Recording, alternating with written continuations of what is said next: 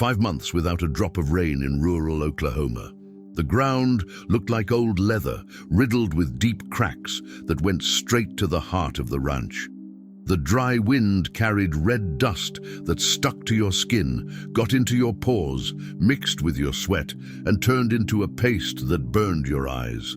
My name is Anthony Joseph Silva, but ever since I was a kid, everyone calls me Tony.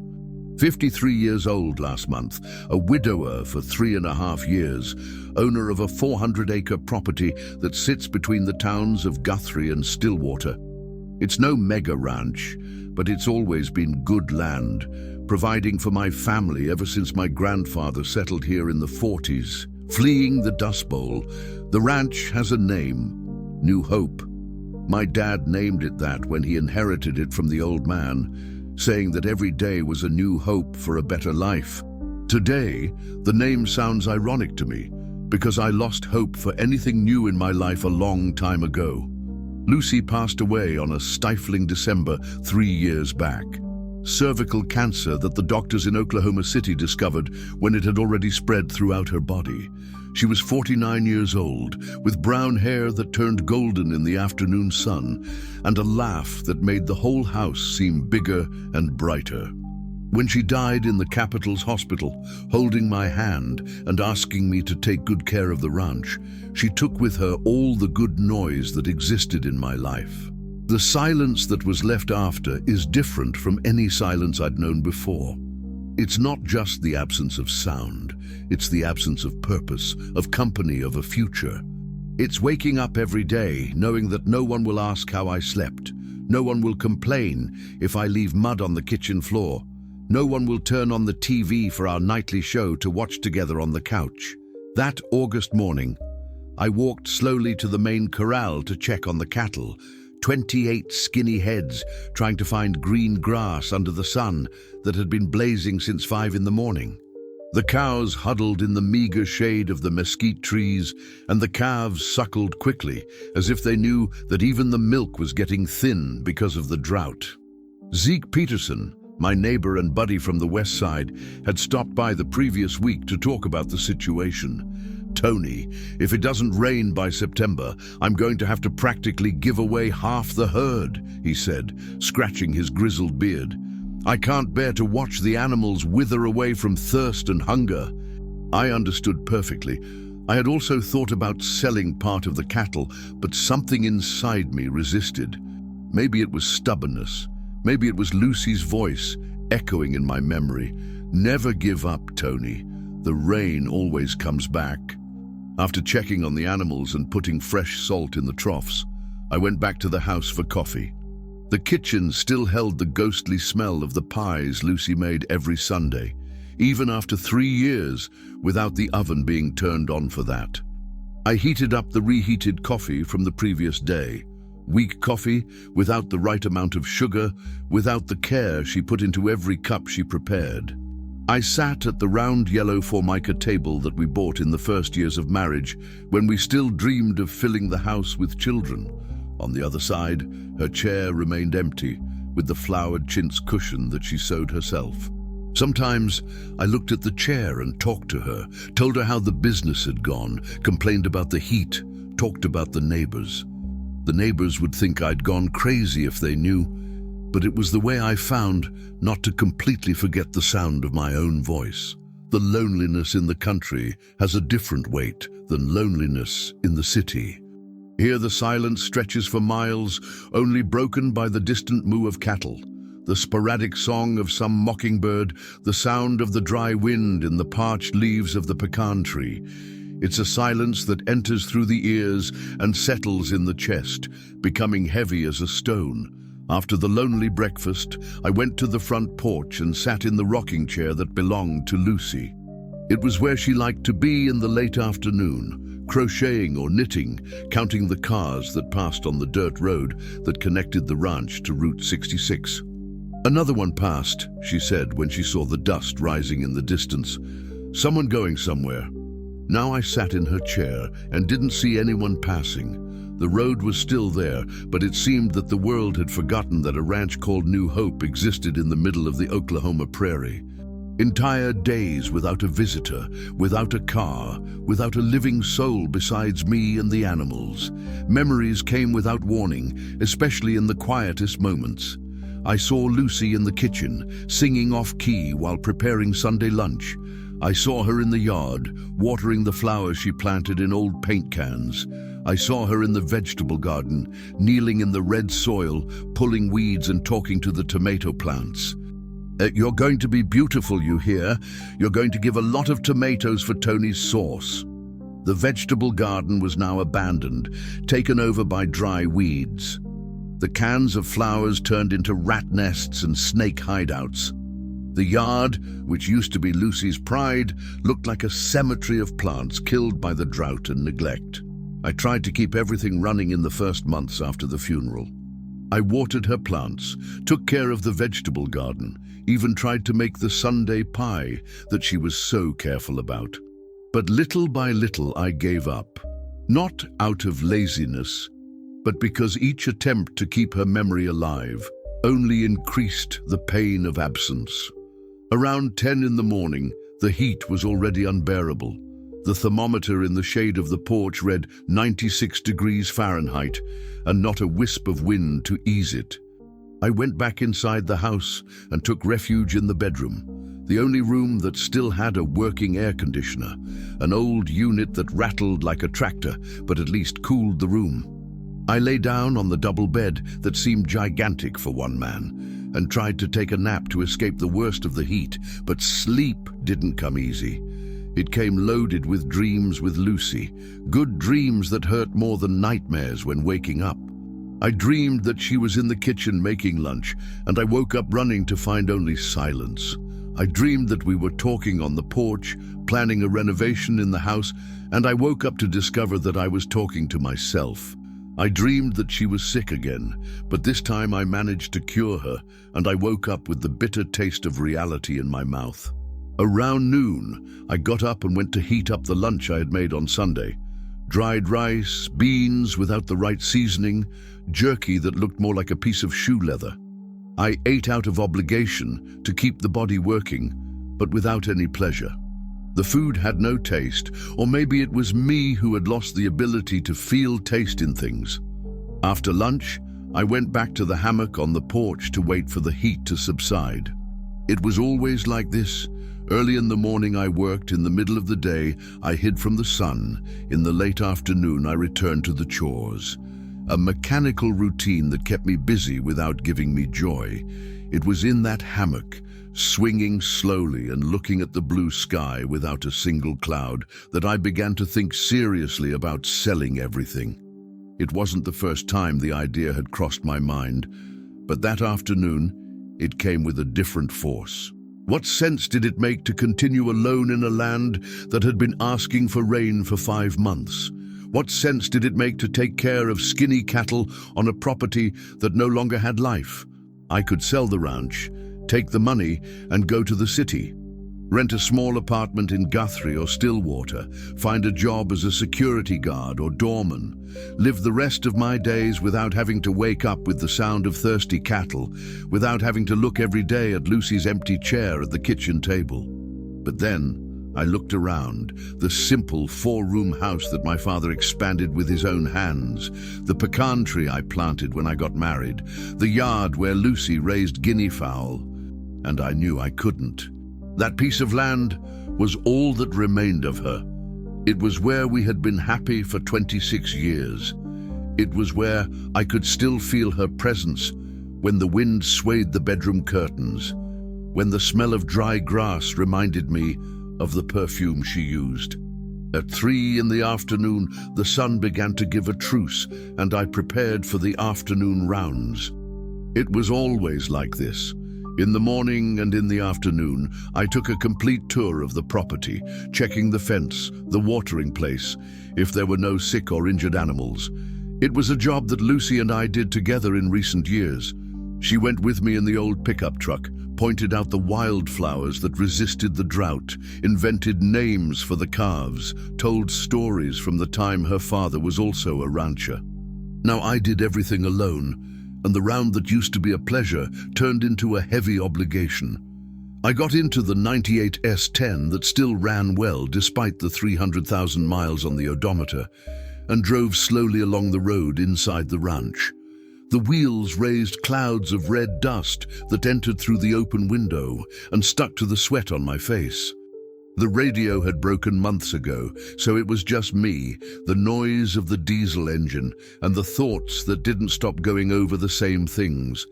The property was divided into 4 main pastures, each with its watering place and its batch of cattle. I started with the north pasture, where the pregnant cows and younger calves were. It was always the one that worried me the most, because new animals suffer more from heat and thirst. The cows were fine, within reason. Skinny, but standing looking for shade under the sparse trees.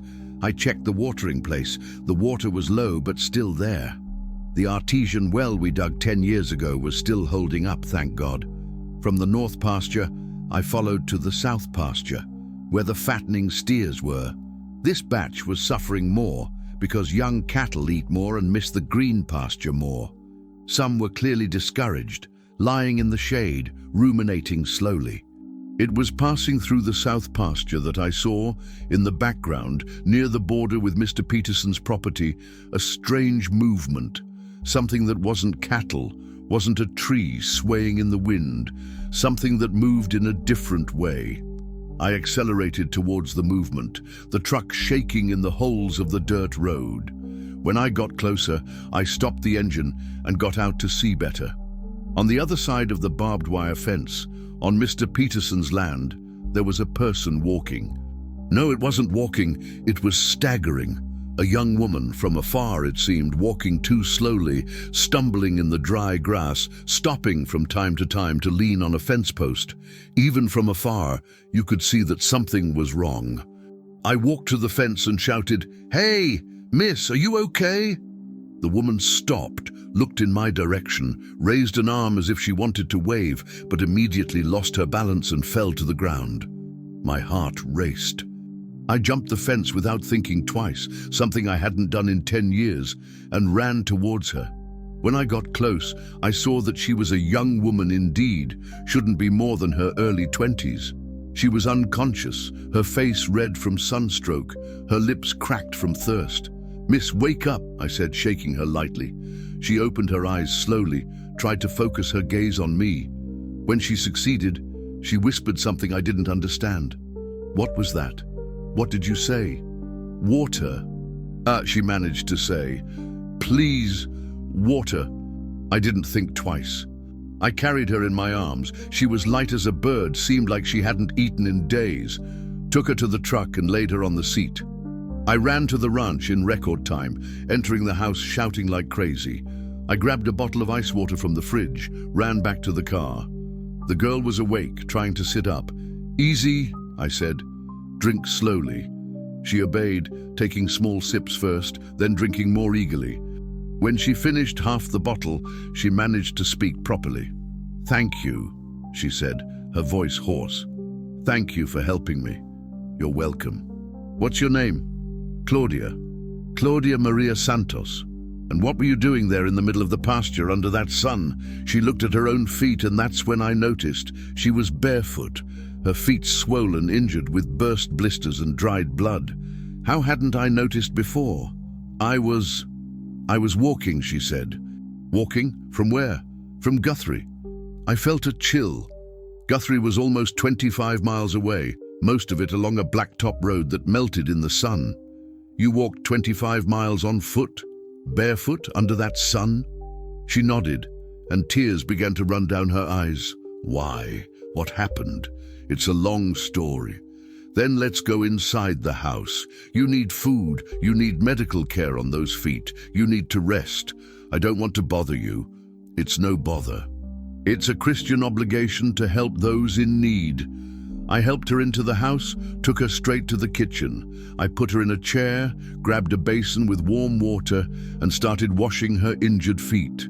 She cried softly, from pain or relief, I couldn't tell. "This must be hurting a lot," I said. "I don't feel anything anymore. I think I've lost feeling." It was a lie. I could see by the look of pain she made when I touched the wounds. But she was brave, this girl. While I was taking care of the injuries, she was telling the story. She lived with her mother in a rented house in downtown Guthrie. Her mother had died of cancer the previous year, the same disease that took my Lucy.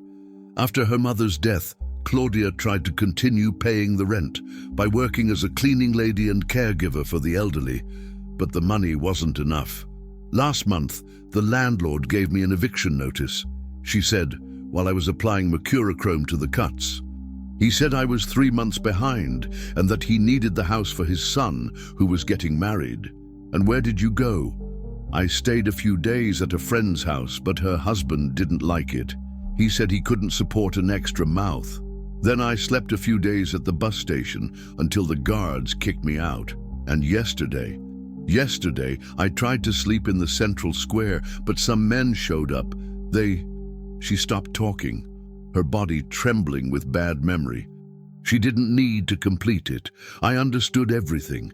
I felt an anger rise from my stomach, hot as burning iron. Anger at those bastards who take advantage of a woman alone and vulnerable. Was that why you left walking? I didn't know what else to do. I thought about going to Oklahoma City to try my luck, but I didn't have money even for the bus ticket. I decided to walk along the highway, maybe get a ride, and ended up getting lost. I got tired, left the highway looking for shade, ended up in the pasture.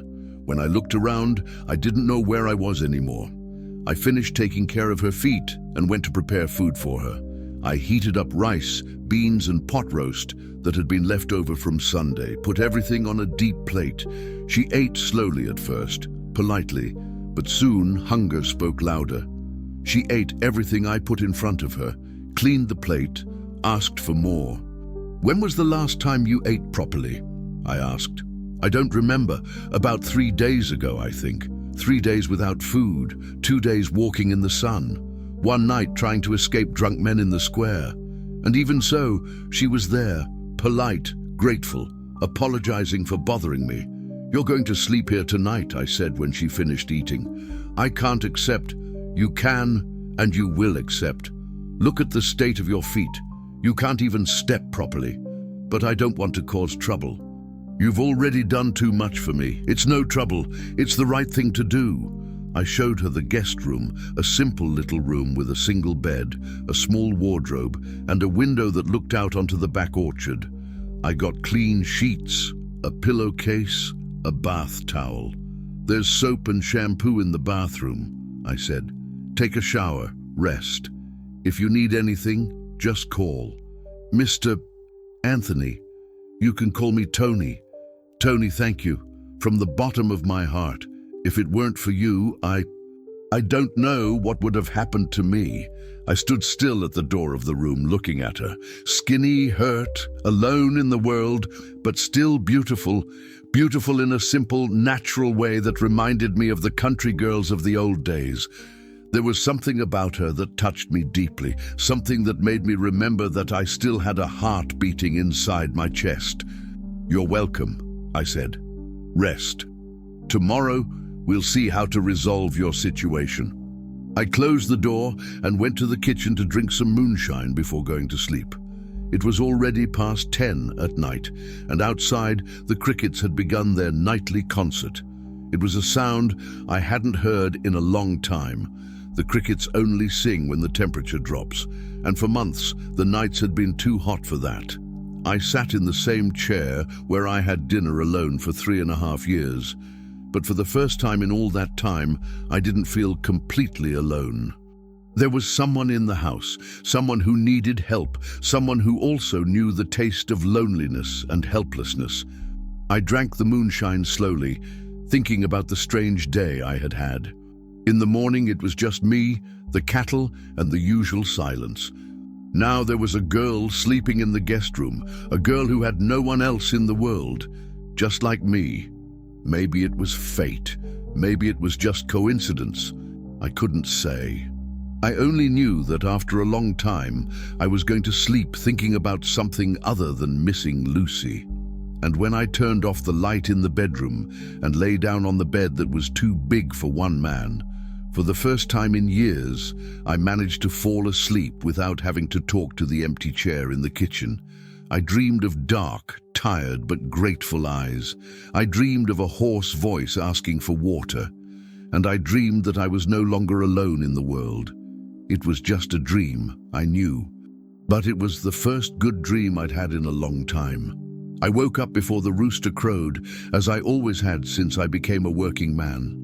5:30 in the morning, the sky still dark with only an orange stripe on the horizon, promising another day of hellish heat. For a moment, still lying in bed, I almost forgot that there was someone in the house. I was going to get up and make coffee just for myself, as in the last 3.5 years. Then I heard a noise coming from the kitchen. I jumped up, my heart racing. Who could be messing in my kitchen at that time of the morning? For a second, I thought of a thief, but I soon remembered Claudia. I grabbed shorts and a shirt, put on my flip-flops, and went to see what was happening.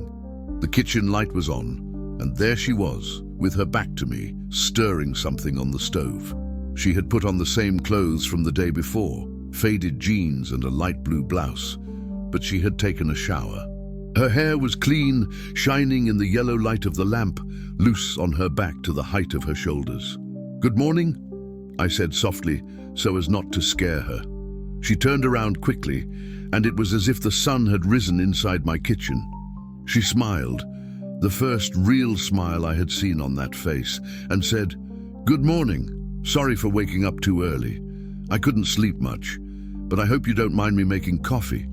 On the contrary, it had been a long time since I woke up with the smell of fresh coffee without making it myself. It was true. There was something comforting in that morning smell, in that sound of pots, in that feminine presence giving life to the kitchen that for years had only known my lonely stomping. "How did you sleep?" I asked, approaching the stove where she was stirring a pot of milk. "Better than in many weeks. Thank you for the clean nightgown you left at the door. I had forgotten." During the night, half awake, I went to Lucy's closet and grabbed a simple cotton nightgown, leaving it in front of the door of the guest room. It was white, with small blue flowers, and it was big on Claudia, but at least it was clean and fragrant. And the feet, how are they? Much better. They swelled during the night, but in the morning I can already step without so much pain. She served coffee for both of us in blue enameled mugs, the same mugs that Lucy and I used every day. Strong, fragrant coffee with the right amount of sugar. How had she discovered how I liked it?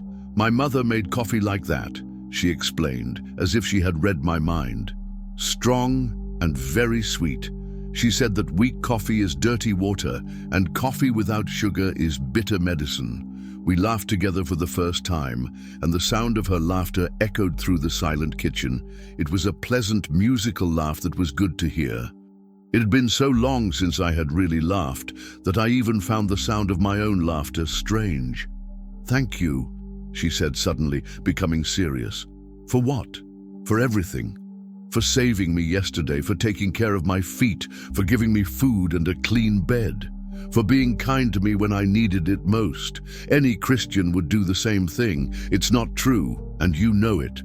Many people would have passed by, pretended they didn't see, or called the police thinking I was a hoodlum or an addict."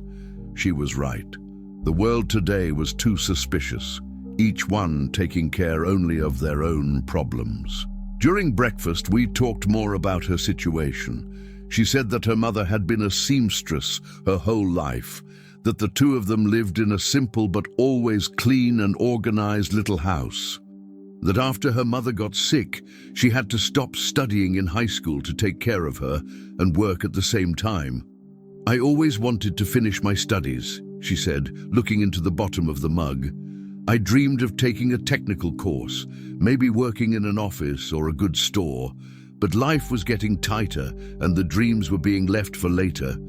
You're still young. You can resume your studies. You can start over. With what money? Living where? Working as what?" They were difficult questions that I didn't know how to answer. But there was something in her determination, in the direct way of facing the problems, that impressed me. After coffee, I offered to show her the property. If you can stand to walk a little, I can show you how a ranch works. Her eyes sparkled with curiosity. I've never lived in the country. I've always lived in the city, but I'm curious to know. We went slowly because of her injured feet. I lent her an old flip-flop from Lucy. It was a little loose, but at least it protected the wounds. We started in the yard, where I showed her the cistern, the laundry tub, the old abandoned vegetable garden. "What a shame," she said, looking at the flower beds taken over by weeds. "It must have been beautiful when well cared for." Lucy, my wife, was very careful in the vegetable garden. She planted everything: tomato, lettuce, kale, okra, eggplant. She made a point of seasoning the food with vegetables and legumes planted by her own hand. Why did you stop taking care of it? After she died? I don't know. I lost interest. It was too much work for one person.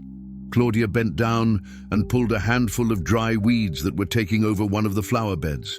Underneath, a basil foot appeared, a little withered, but still alive. "Look," she said, smiling. "This one is still resisting." She was right. The basil was distressed, but the roots hadn't died. With water and care, it could sprout again. From the yard, we followed to the orchard. I showed her the fruit trees that my father planted: mango, guava, cashew, jabuticaba. Most of them had yellowish leaves from the drought, but they still gave fruit at the right time. "It's really beautiful," said Claudia, looking around. "Even with the drought, you can feel that it's a prosperous place. It was more beautiful when it rained regularly.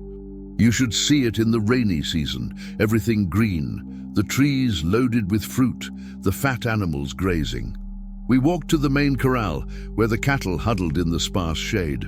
Claudia watched everything carefully, asked intelligent questions about the animals, about the routine of the ranch.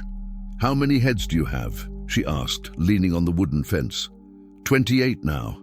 There was a time when I raised 45, but with this prolonged drought, I had to sell some. "And is it possible to live only with cattle?" "Yes, when the year is good. I sell weaned calves, fat steers, sometimes a discarded cow. You don't get rich, but you live with dignity.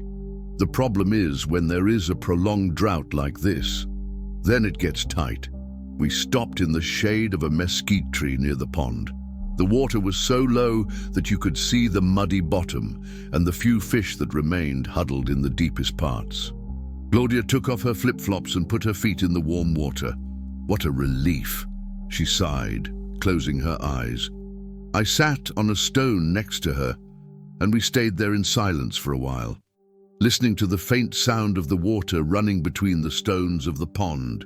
It was a different silence than I knew, a shared silence of two people who understood each other without needing to talk much. "Tony," she said, moving her feet in the water. "What is it? Can I ask you a personal question?" "You can. Do you have children?" I felt a stab in my chest. It was an innocent question, but it touched an old wound. "No. Lucy and I tried to have children for many years, but we never succeeded. The doctors never knew how to explain it properly why. We had exams, took medicine, prayed a lot, but it didn't come. I'm sorry. I've already resigned myself. God knows what he's doing. Maybe it wasn't meant to be. And now, do you think about getting married again?" The question caught me off guard. No one had ever asked that so directly. "No, I don't know. I still love Lucy very much. I can't imagine another person in her place. But you are still young. 50-something is not an age to be alone for the rest of your life. And you? Have you ever been married? A girlfriend?" She shook her head. "I never had time for those things. Since I was 15 years old, I took care of my sick mother and worked. The few boys who were interested in me gave up when they saw the responsibility I carried. What fools! They lost a woman of value." She looked at me with those dark, serious eyes and smiled in a shy way that made my heart skip a beat. "Thank you. It had been a long time, since anyone had said anything like that to me. We went back to the house when the sun started to really tighten. Claudia insisted on helping with lunch, even though I said she didn't need to. "I need to," she said, already putting on the apron she found hanging on the pantry door. "I'm not going to stand idly by while you do everything." And how well she cooked. She made fluffy rice, seasoned the beans with fresh cilantro that she found surviving in the abandoned vegetable garden, sautéed meat with onion and tomato. The kitchen was filled with good smells that I hadn't smelled in years. "Where did you learn to cook like that?" I asked during lunch with my mother. "Since I was little, she taught me. Daughter, a man may not even notice when the food is good, but he notices right away when it's bad." We laughed together again. It was getting easy to laugh in her company. After lunch, I insisted that she rest while I went to do the afternoon rounds. "You're still recovering from yesterday's scare." "Okay, but don't be long. I want to help with dinner too." I went out to check on the cattle with a lighter heart than I had felt in a long time. I had company at home, someone waiting for me to come back, someone who was going to share the dinner table with me. When I returned, 2 hours later, I found the kitchen clean, the dishes washed and put away, and Claudia on the back porch watering some pots of plants that she had found in the storage room. "These plants were almost dead from thirst," she said when she saw me, "but they can still be saved. They just need water and love." They were Lucy's. After she died, I stopped taking care of them. Can I continue taking care of them while I'm here? Of course. It would be good. They deserve a second chance. It was strange to see Lucy's plants being cared for by another woman, but it wasn't strange bad. It was strange comforting, as if she were continuing something that shouldn't have stopped. In the late afternoon, we sat on the front porch to have coffee and escape the heat that still radiated from the ground. Claudia had found a wooden chair in the storage room and placed it next to my rocking chair. We stayed there, swinging slowly, drinking sweet coffee, watching the sun set on the horizon. "It's very beautiful," she said, looking at the sky that was painted orange and purple. "Yes, that's why I never managed to leave here even when life got tight." "I understand. There's something about this place that brings peace, even with all the problems." We talked about many things that afternoon. She told me more about her childhood, about the dreams she had, about what it was like to take care of her sick mother. I talked about the ranch, about what life was like in the country, about the difficulties and joys of working with the land. "I never imagined I could like the countryside," she said, when the first stars began to appear. "I always thought I was going to feel trapped, far from everything, but there is a freedom here that doesn't exist in the city." "What kind of freedom?" "Freedom to breathe clean air, to see the whole sky, not to be in a hurry to go anywhere, to be able to be silent without anyone thinking it's strange." I perfectly understood what she meant. When night came for good and the crickets began their concert, we went in for dinner. Claudia had made a vegetable soup with the few ingredients she found in the pantry, simple but tasty and nutritious.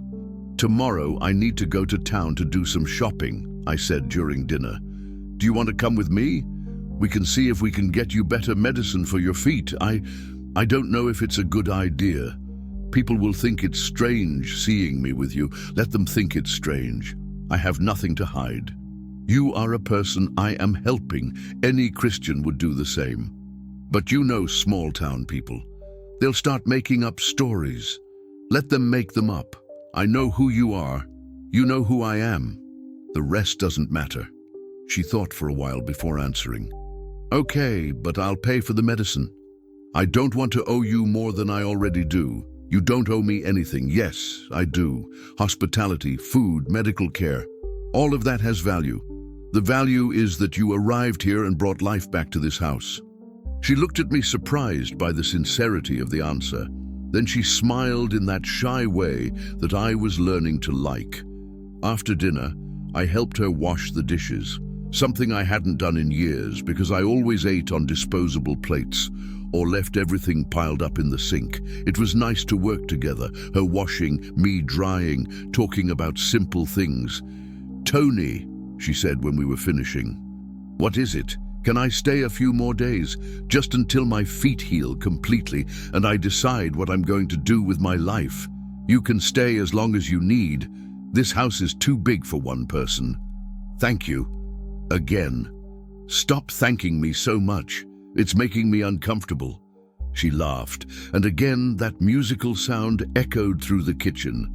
When we went to sleep, each to our own room, I felt that something had changed between us. It was no longer just a rancher helping a stranger in trouble. It was starting to be something different, something that I myself didn't know how to define properly. On that second night, I slept even better than on the first, and when I woke up with the smell of fresh coffee coming from the kitchen, I knew I was starting to get used to that feminine presence in the house. Maybe it was dangerous to get used to it. Maybe she would leave as soon as she recovered completely. But at that moment, having breakfast with her in the kitchen that for years had only known loneliness, I decided not to worry about the future. I was going to enjoy every day, every conversation, every smile that she brought to my life, because it had been a long time since I felt so alive. The next 2 weeks passed like cool water on a hot day, slowly, deliciously, without any hurry to end. Claudia recovered quickly from the injuries on her feet and was fitting into the routine of the ranch as if she had been born for it. She woke up before me, left coffee ready, took care of the plants she was resurrecting, helped with the housework. We went to town 3 times in that period. The first, to buy medicine for her feet and do basic grocery shopping. The second, for her to try to resolve document issues. She needed a duplicate of the ID that she had lost in the rush to leave Guthrie. The third, just to take a walk, get to know Stillwater better. People started to notice, of course. In a small town, a man in his 50s appearing accompanied by a young and beautiful girl doesn't go unnoticed. But it was all quiet. Polite greetings, the odd, more curious look, discreet questions about who she was. "Is she a relative of yours?" asked Mr. Johnson at the feed store. "No, she's a girl who's helping me with the housework," I replied naturally. "Ah, that's good. A single man's house needs a woman's touch. That's how I saw our relationship. She helping me giving lodging and food. A practical and beneficial arrangement for both sides, or at least that's how I tried to see it, because deep down I knew that I was starting to feel something more complicated for her. Claudia had a special way of doing things. She cooked with care, seasoned the food just right, left the house always clean and fragrant, but it wasn't just that. It was the caring way she took care of Lucy's plants, how she talked to the animals, how she listened to my stories about the ranch without seeming bored. "Tell me more about what it was like here when you were a kid," she said one afternoon, sitting on the porch while I repaired a nearby fence. "There's not much to tell. It was a simple life. I helped my father on the farm, studied at the town school, played with the neighbors' children. But did you always know that you were going to stay here? Never thought about leaving, seeing the world?" I stopped hammering and thought about the question. I did think about it, yes. When I was a teenager, I dreamed of going to Oklahoma City, maybe getting a job in an office, wearing a suit every day. But then my father got sick. I took over the ranch. I met Lucy, and I discovered that my world was right here.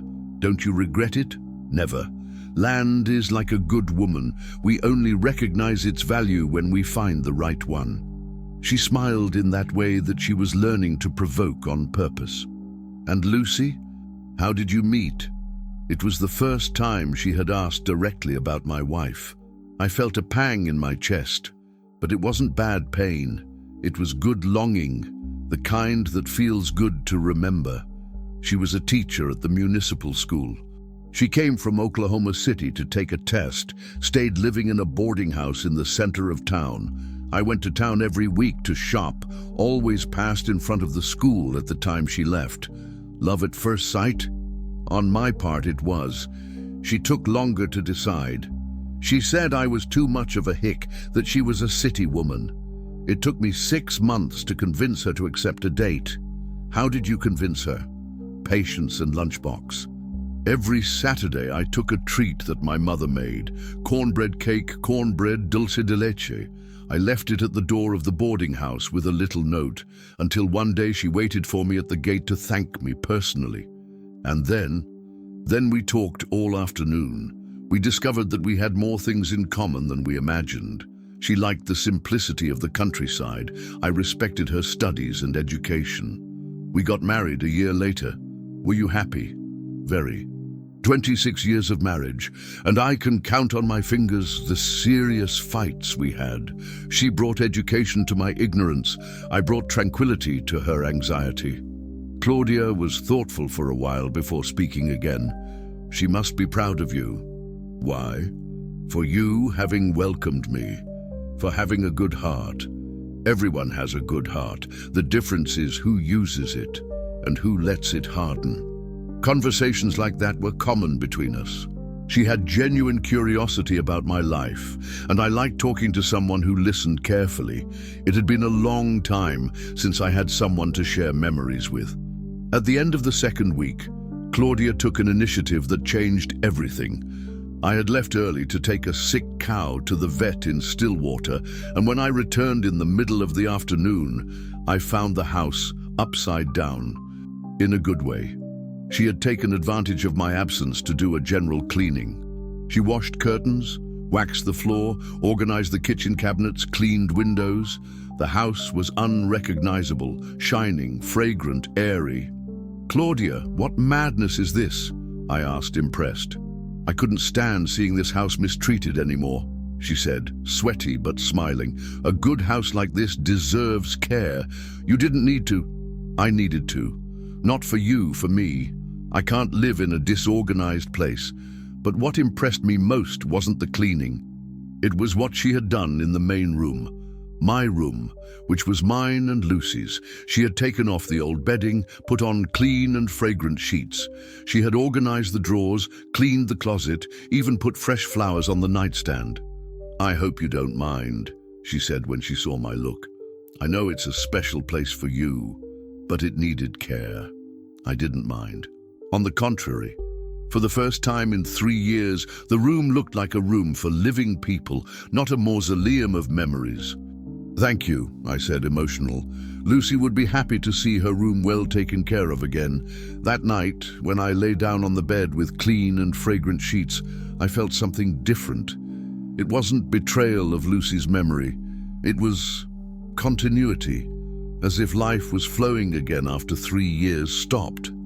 In the third week of Claudia's stay, what I had kind of been expecting happened. Mrs. Peterson, Zeke's wife and the biggest gossip in the area, appeared at the ranch one afternoon to return a borrowed tool. Lies. She wanted to meet the girl who was living with me. "Good afternoon, Tony," she said, stretching her neck to try to see inside the house. "Good afternoon, Mrs. Peterson. What miracle is this around here? I came to bring the hammer that Zeke lent last week. And also, well, I heard that you got a helper." At that moment, Claudia came out of the kitchen, wiping her hands on her apron. She was wearing a simple blue cotton dress that she had bought on her last trip to town, her hair tied in a ponytail, and she was beautiful in a natural way that made anyone notice. "Good afternoon, Ma'am," she greeted politely. Mrs. Peterson looked her up and down, noticing her youth, her beauty, her elegant way, even in simplicity. "This is Claudia," I introduced. "She's helping me with the house and some chores on the property." "That's good," said Mrs. Peterson, but her tone wasn't that of someone who really thought it was good. "Where are you from, girl?" "From Guthrie, ma'am." "Guthrie? Big city. And do you have family there?" "I don't have family anymore, ma'am. I'm alone in the world." Mrs. Peterson exchanged a meaningful look with me, as if to say, "I understand everything." "Well, I'm going then," she said after a few more minutes of forced conversation. "Ina, I have to get home before dark. Zeke doesn't like it when I linger on the street." After she left, Claudia was quiet for the rest of the afternoon. At dinner, she ate little and spoke even less. "Something bothering you?" I asked. "Mrs. Peterson." "She didn't like me. Mrs. Peterson is suspicious of any new person. Don't worry about it." But I saw the way she looked. As if I were, I don't know, something inappropriate. You're not inappropriate. You're a good person who's working honestly. But she doesn't see it that way, and I'm sure she's going to spread around town that there's a young girl living in your house. People are going to start talking. Let them talk. I know who you are.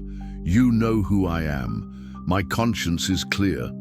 But I knew that Mrs. Peterson was going to spread the news anyway, and I also knew that not everyone was going to see our relationship with good eyes. The following week, the visits began. Mr. Peterson appeared to talk about the price of cattle. Mrs. Collins, Lucy's younger sister, came to see how I was getting along alone. Even Father Michael stopped by the ranch for a routine pastoral visit. All polite, all discreet, but all obviously curious to meet Claudia and form an opinion about our situation. The priest was the most direct. He waited for Claudia to leave to take care of the chickens and started a conversation with me on the porch. "Tony, my son, as your spiritual pastor, I need to talk to you about something." "Speak, Father." "This girl who is living here, the people of the town are talking.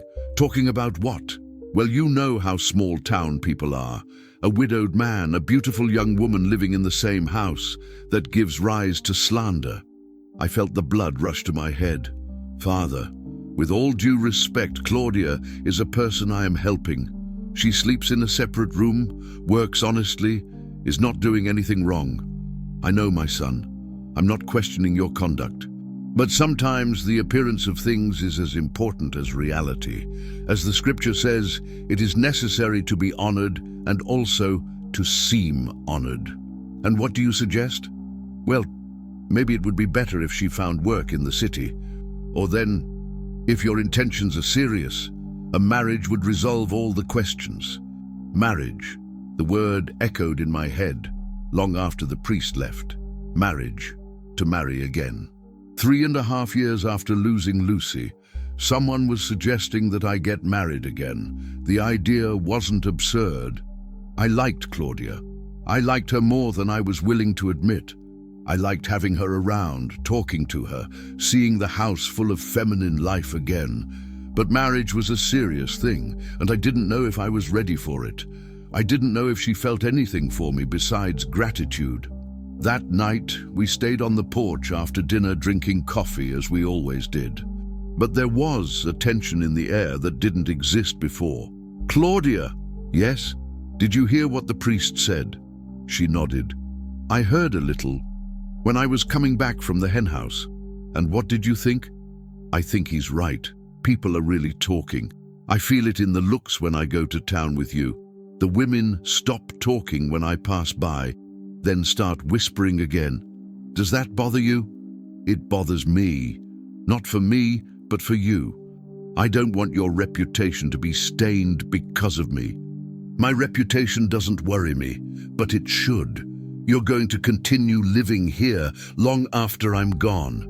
You're going to continue dealing with these people. After you're gone?" She looked at me with those sad eyes that I was learning to read. "Tony, we knew this wasn't going to last forever. I can't stay here eternally creating embarrassment for you. You don't create any embarrassment." "Yes, I do. And it's getting worse. Soon, someone will say something heavier or try to hurt me in some way. It's better if I leave before that happens." I felt my chest tighten. The idea of returning to loneliness, to the empty house, to the deadly silence gave me a terrible agony. "Where are you going?" "To Oklahoma City, as I planned from the beginning. I've already saved some money from the work here. It's enough to pay for a boarding house for a few days while I look for a job. But you're fine here. You're learning about rural life. You're recovering. I know, and I'm grateful for everything. But I can't be selfish. I can't think only of my well-being. What if—" I started but stopped. "What if what? What if you stayed? For good, I mean." "What do you mean?" I took a deep breath before continuing. What if we formalized our situation? Marriage. That way no one else could say anything. She looked at me surprised, as if she hadn't expected that proposal. Tony, are you sure what you're saying? I am. I like you, Claudia. I like you more than I expected when I brought you home that day. I like your company, the way you take care of things, how you brought life to this house. But what about Lucy? Lucy will always be in my heart. Always. But that doesn't mean I can't love another person, and it doesn't mean I have to be alone for the rest of my life. She was silent for a long time, looking at the starry sky. Aren't you confusing gratitude with love? She asked finally. No, it's really love. Different from what I felt for Lucy, but true in the same way. And how can you be sure? Because when I think about you leaving, I feel the same pain I felt when I lost her.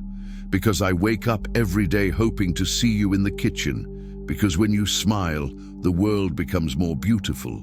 Tears began to stream down her face. I love you too, she said softly. I've loved you since the second week I've been here. But I was afraid to say it. I was afraid you'd think it was out of self-interest. Self-interest in what? In having somewhere to live, having security, not being alone in the world. And isn't that it? No. I mean, those things are good, but that's not why I love you. I love you because you're kind, hardworking, honest, because you have a good heart and treat me with respect, because you make me feel important. I reached out my hand to her. When our fingers touched, I felt an electricity run through my whole body. So is that a yes? I asked. It's a yes. We got up from the chairs at the same time and hugged there on the porch under the stars of the prairie. It wasn't a kiss of unbridled passion.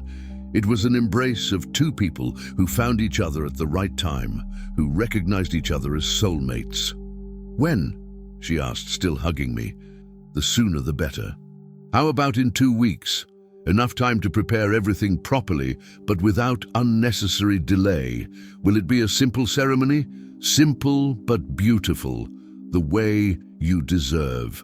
That night, she went back to the guest room as usual, but our relationship had changed forever. We were no longer just two lonely people sharing the same roof. We were a couple who had chosen to build a future together. And for the first time since Lucy died, I could imagine a tomorrow different from today. A tomorrow with purpose, with plans, with love. Life had given me a second chance, and I wasn't going to waste it. The following weeks passed like a good dream that you don't want to wake up from. Claudia adapted to ranch life as if she had been born for it. She woke up before me, left coffee ready, took care of the vegetable garden she was resurrecting, prepared lunches that made the whole house smell fragrant. I taught her about the cattle, how to recognize when a cow was sick, what the best time was to give the animals salt, how to fix a fence. She learned quickly, asked intelligent questions, wasn't afraid to get her hands dirty. In 2 weeks, she already knew how to milk the dairy cow and wasn't scared anymore of the devil when he snorted in the pasture. You have a knack for it, I said to her one afternoon, seeing how she took care of a calf that had been born a little weak. I like the animals, she replied, petting the animal's head. They are sincere. They don't lie, they don't deceive. It was true. The animals had accepted her quickly. Even the devil, who was suspicious of strangers, let her get close when she brought grass to the bulls. But it wasn't just with the animals that she had a knack. The house was changing too. Claudia had found some old curtains from Lucy in the trunk and sewed them to fit the size of the windows. She brought wildflowers to decorate the kitchen table. She organized the groceries in the pantry. She even cleaned the little room in the back and moved there, saying she wanted to have her own space. This is more appropriate, she explained. And you have more privacy too. I missed her sleeping inside the house, but I understood her concern. Small towns were like that. Anything became gossip. The gossip started in the 3rd week. Mrs. Peterson, Zeke's wife, appeared at the ranch one afternoon to return a borrowed tool, but I knew it was curiosity. She wanted to meet the girl who was living with me. "Good afternoon, Tony," she said, stretching her neck to try to see inside the house. "Good afternoon, Mrs. Peterson. What miracle is this around here? I came to bring the pipe wrench that Zeke lent last week, and also, well, I heard that you got a helper." At that moment, Claudia came out of the kitchen, drying her hands on her apron. Her hair was tied up, her face flushed from the heat of the stove, and she was beautiful in a simple and natural way. "Good afternoon," she greeted politely. Mrs. Peterson looked her up and down, noticing her simple clothes, her shy way, her youth. "This is Claudia," I introduced. "She's helping me with the house and the farm chores." "That's good," said Mrs. Peterson, but her tone wasn't that of someone who thought it was good. "Where are you from, girl?" "From Guthrie, Mom." "Guthrie? And do you have family there?" "No, Mom, I don't have family anymore." Mrs. Peterson exchanged a meaningful look with me, as if to say, "I understand everything." "Well, I'm going," she said. "I have to get home before dark. Zeke doesn't like it when I'm out late." After she left, Claudia was quiet for the rest of the afternoon. At dinner, she barely ate. "Something wrong?" I asked. "Mrs. Peterson, she didn't like me. Mrs. Peterson is like that with everyone she doesn't know. Don't worry about it. But I saw the way she looked, as if I was, I don't know, a bad thing. You're not a bad thing. You're a good person who's working honestly. But I knew that Mrs. Peterson was going to spread the news around town. And I also knew that not everyone was going to see things the same way I did." The following week, the visits increased. Mr. Peterson, who had a ranch on the other side of the road, appeared to talk about the price of cattle. Mrs. Collins, Lucy's sister, came to see how I was doing. Even the town priest, Father Michael, stopped by the ranch for a pastoral visit.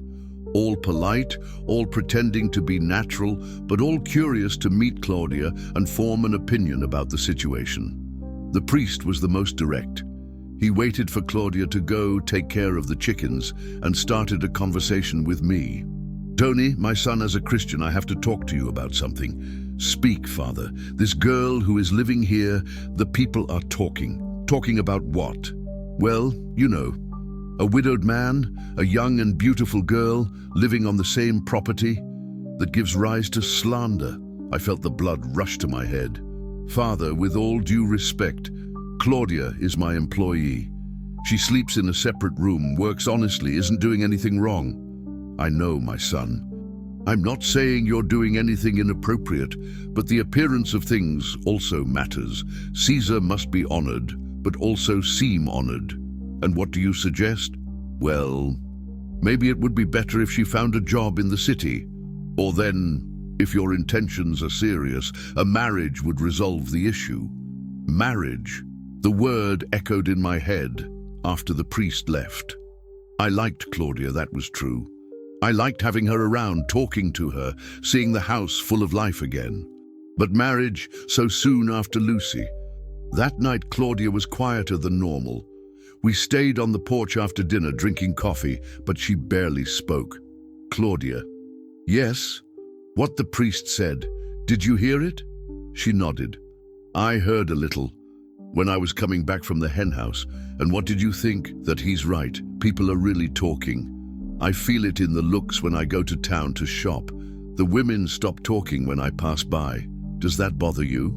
"It bothers me. Not for me, but for you. I don't want your reputation to be stained because of me. My reputation doesn't worry me, but it should. You're going to continue living here after I leave. You're going to continue dealing with these people. After you leave?" She looked at me with those sad eyes. "Tony, we knew this wasn't going to last forever. I can't stay here forever creating problems for you. You don't create any problems." "Yes, I do. And it's getting worse. Soon someone will say something heavier or do something to hurt me. It's better if I leave before that happens." I felt my chest tighten. The idea of being alone again, of returning to the silence of the empty house, gave me a terrible agony. "Where are you going?" "To Oklahoma City."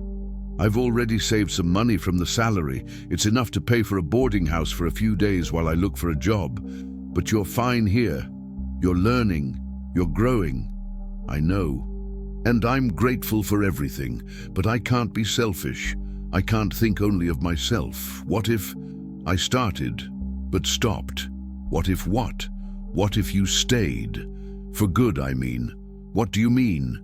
What if we formalized our situation? Marriage. That way no one else could say anything. She looked at me surprised, as if she hadn't expected that proposal. Tony, are you sure what you're saying? I am. I like you, Claudia. I like you more than I expected when I brought you home that day. I like your company, the way you take care of things, how you brought life to this house.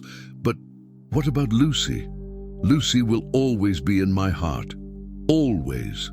But that doesn't mean I can't love another person. And it doesn't mean I have to be alone for the rest of my life. She was silent for a long time, looking at the starry sky. Aren't you confusing gratitude with love? She asked finally. No, it's really love. Different from what I felt for Lucy, but true in the same way. And how can you be sure? Because when I think about you leaving, I feel the same pain I felt when I lost her.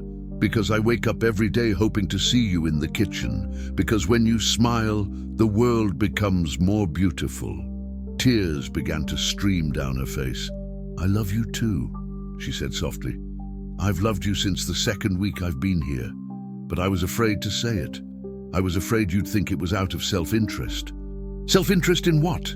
In having somewhere to live, having security, not being alone in the world. And isn't that it? No. I mean, those things are good, but that's not why I love you. I love you because you're kind, hardworking, honest, because you have a good heart and treat me with respect, because you make me feel important. I reached out my hand to her. When our fingers touched, I felt an electricity run through my whole body. So, is that a yes? I asked. It's a yes. We got up from the chairs at the same time and hugged there on the porch, under the stars of the prairie. It wasn't a kiss of unbridled passion.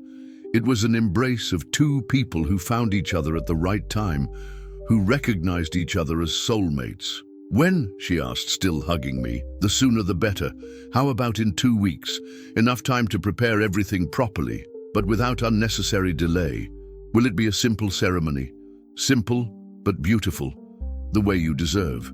That night, she went back to the guest room as usual, but our relationship had changed forever. We were no longer just two lonely people sharing the same roof. We were a couple who had chosen to build a future together. And for the first time since Lucy died, I could imagine a tomorrow different from today, a tomorrow with purpose, with plans, with love. Life had given me a second chance, and I wasn't going to waste it. The wedding was scheduled for the first Saturday in October, when the drought would give a truce and maybe even a blessed rain would come to mark the new beginning. 2 weeks to organize everything, notify relatives and friends, buy rings, prepare the party. Claudia was radiant when we talked to Father Michael to settle the details. The man who had come to advise me about appearances now smiled satisfied for having helped to find the Christian solution to the problem. I'm going to prepare a beautiful ceremony for you, he promised. After so much sadness in your life, Tony, you deserve a moment of joy. The preparations were rushed, but enjoyable. Claudia sewed her own dress on a machine borrowed from Mrs. Collins, a simple white satin dress without much embellishment, but it looked beautiful on her. I had my navy blue suit remodeled, the same one I wore at my wedding with Lucy 27 years before. Doesn't it bother you to wear the same suit? Claudia asked one afternoon while trying on the dress. It doesn't bother me. It's a good, well-cared-for suit. And besides, I stopped to think about how to explain. It's like a bridge between my past life and my future life, a way to honor what was without denying what is coming. She looked at me with those eyes full of understanding that made me fall in love more each day. You are a wise man, Tony. I'm not wise. I just learned that life is full of chapters, and each one has its own beauty.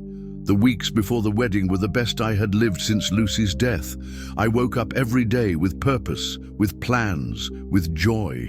We remodeled the house together. We painted the walls of the main room, changed the curtains in the living room, organized what would be our real home. Claudia had a special way of including Lucy's memory in the preparations, without it seeming strange or forced.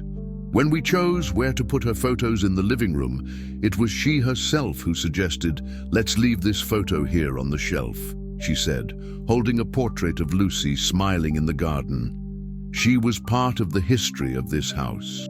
Our children, if God wants us to have them, will know who she was. Children. It was the first time we had touched on that subject directly. I was already 53 years old. She was 24. It wasn't impossible, but it wasn't guaranteed either. "Do you want to have children?" I asked. "I want to. I always wanted to. And you? It's always been my dream. With Lucy, we tried for years, but we never succeeded. Maybe now is the right time," she said, taking my hand.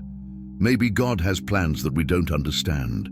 The hope of being a father, after so many years thinking it wasn't going to happen, filled me with an energy that I hadn't felt since I was young. The neighbors, who at first were suspicious, little by little showed approval. Mrs. Peterson, who had been the first to spread gossip, appeared a week before the wedding bringing a cornbread cake as a gift. "I've thought better about you too," she said, a little embarrassed. "The girl is hard-working, polite, takes good care of you. And you started smiling again, Tony. It's been a long time since I saw you like this. Thank you, Mrs. Peterson. Your words mean a lot. Lucy would approve," she said before leaving. "She always wanted to see you happy." On the scheduled Saturday, we woke up with a cloudy sky and a fresh breeze that promised rain. It wasn't bad weather. It was time for renewal. The ceremony was at the main church in Stillwater at 4 in the afternoon. Simple as we planned, but beautiful. Claudia was radiant in the white dress she sewed. I was emotional in the remodeled suit. Zeke Peterson was my best man. Mrs. Collins was Claudia's maid of honor.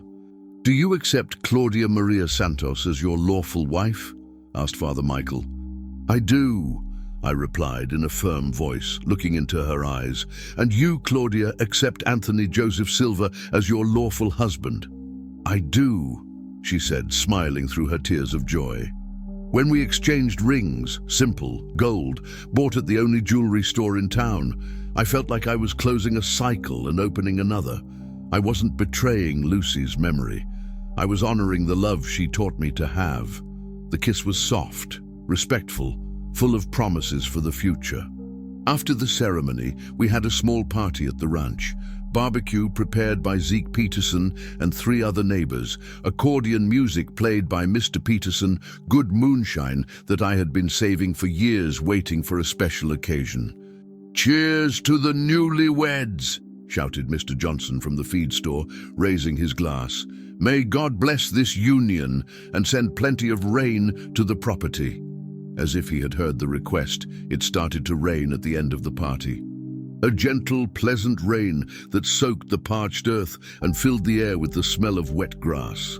"It's a sign," said Claudia, standing on the porch watching the waterfall. "Rain on the wedding day is luck." "It's luck indeed," I agreed, hugging her from behind.